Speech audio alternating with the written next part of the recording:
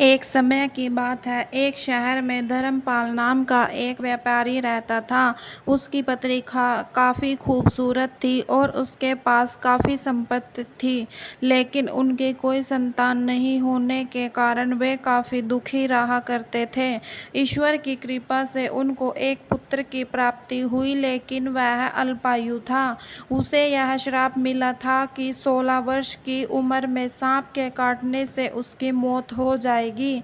संयोग से उसकी शादी 16 वर्ष से पहले ही एक युवती से हुई, जिसकी माता मंगला गौरी व्रत किया करती थी। परिणाम स्वरूप उसने अपनी पुत्री के लिए एक ऐसे सुखी जीवन का आशीर्वाद प्राप्त किया था, जिसके कारण वह कभी विधवा नहीं हो सकती थी। इस वजह से धर्मपाल के पुत्र ने 100 साल की लंबी आयु प्राप्त की। इस कारण से सभी नवविवाहित महिलाएं इस पूजा को करती हैं तथा गौरी व्रत का पालन करती हैं तथा अपने लिए एक लंबी, सुखी तथा स्थायी वैवाहिक जीवन की कामना करती हैं। जो महिला उपवास का पालन नहीं कर सकती, वे भी कम से कम इस पूजा को तो करती ही हैं।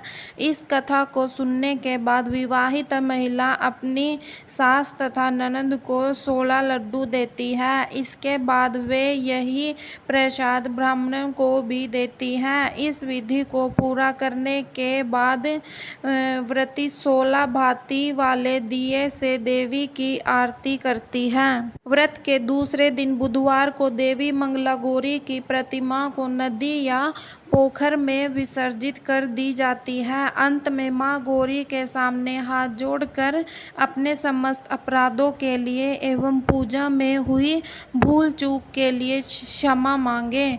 इस व्रत और पूजा को परिवार की खुशी के लिए लगातार 5 वर्षों तक किया जाता है।